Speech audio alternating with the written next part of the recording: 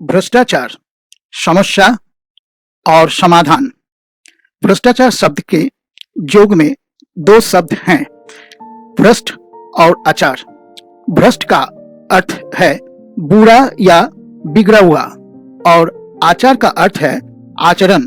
भ्रष्टाचार का शाब्दिक अर्थ हुआ वो आचरण जो किसी प्रकार से अनैतिक और अनुचित है।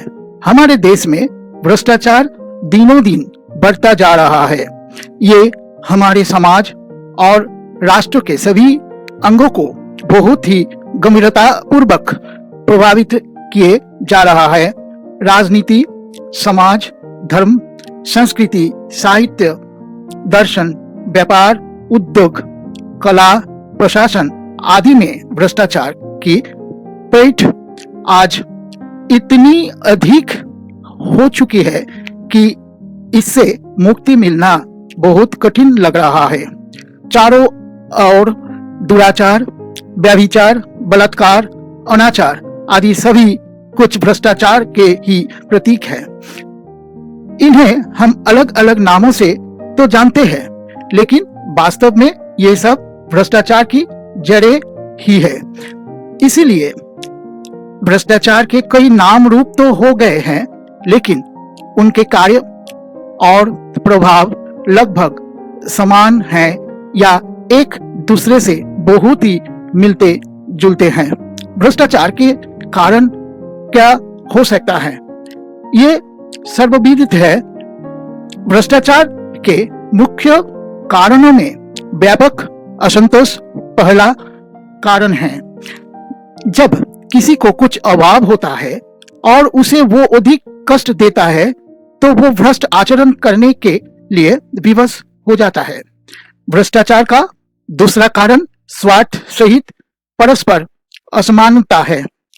ये असमानता चाहे आर्थिक हो, सामाजिक हो या सामान्य पद प्रतिष्ठा आदि में जो भी हो, जब एक व्यक्ति के मन में दूसरे के प्रति हीनता और ईर्ष्या की भावना उत्पन्न होती है तो इससे शिकार हुआ व्यक्ति भ्रष्टाचार को अपनाने के लिए बाध्य हो जाता है। अन्याय और निष्पक्षता के अभाव में भी भ्रष्टाचार का जन्म होता है।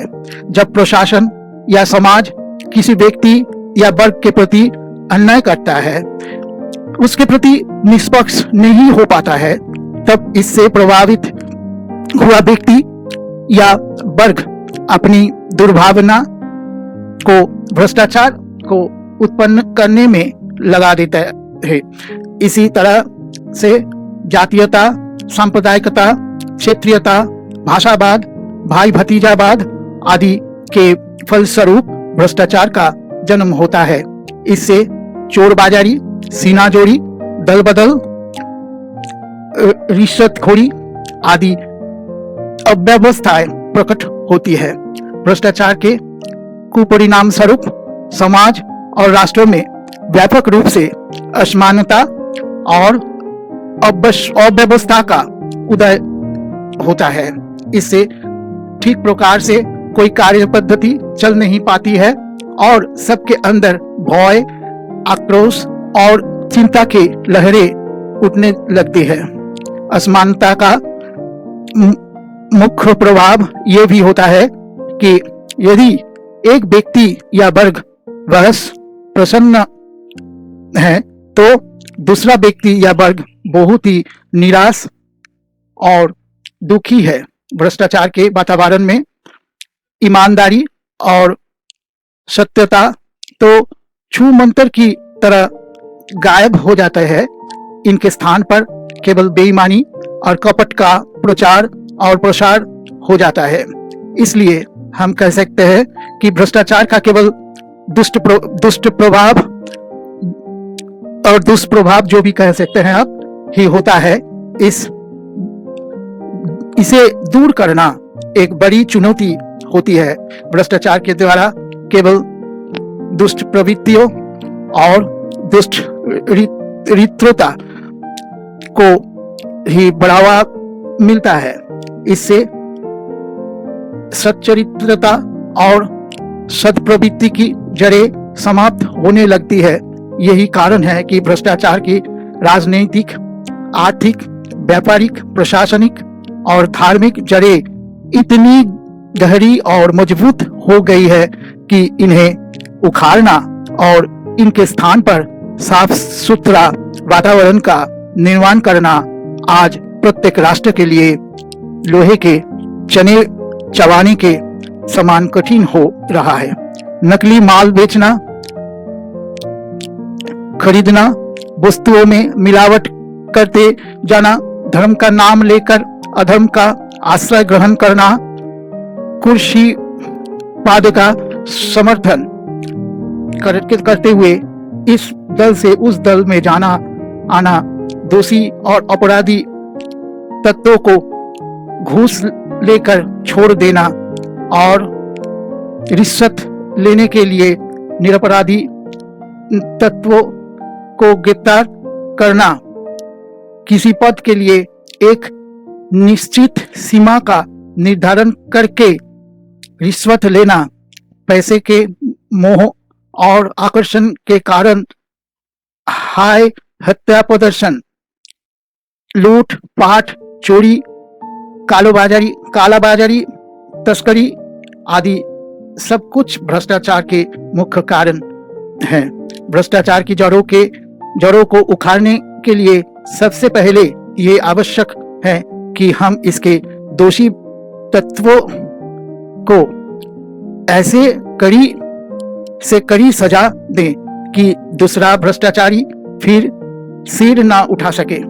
इसके लिए सबसे सार्थक और सही कदम होगा प्रशासन को सच और चुस्त बनना होगा। न केवल सरकार अपितु सभी सामाजिक और धार्मिक संस्थाएं, समाज और राष्ट्रों के ईमानदार, कर्तव्यनिष्ठ, सच्चे, सबको मानवता एवं नाटकता के पुजारियों को प्रोत्साहन और पारितोषिक देकर भ्रष्टाचारियों के हीन मनोबल को तोड़ना चाहिए। इससे सच्चाई, कर्तव्यपरायणता और कर्मठता की वो दिव्य ज्योति जल सकेगी जो भ्रष्टाचार के अंधकार को समाप्त करके सुंदर प्रकाश करने में समर्थ सिद्ध होगी। धन्यवाद।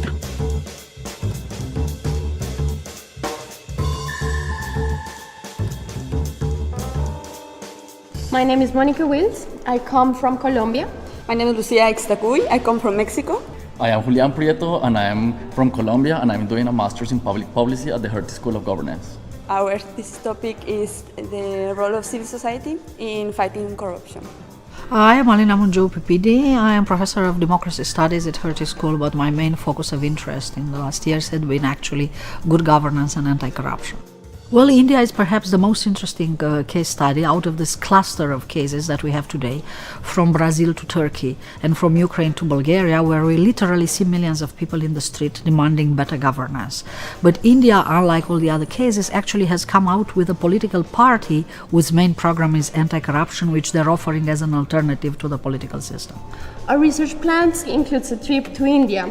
We're planning on interviewing the most relevant stakeholders in this project. What drove us all the way here is to connect the academic part of our investigation with real situations. What is happening here in India, it is very important to us to connect our theory of finding tools to fight corruption and then to see here a real example of how civil society, how citizens are empowering for engaging in this big task of fighting corruption.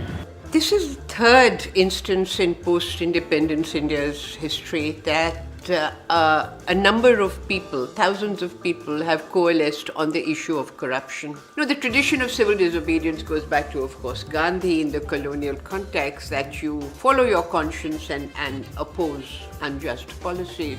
My firm belief is that civil society comes into its own when there's a crisis of state power. Political and civil rights are denied to people.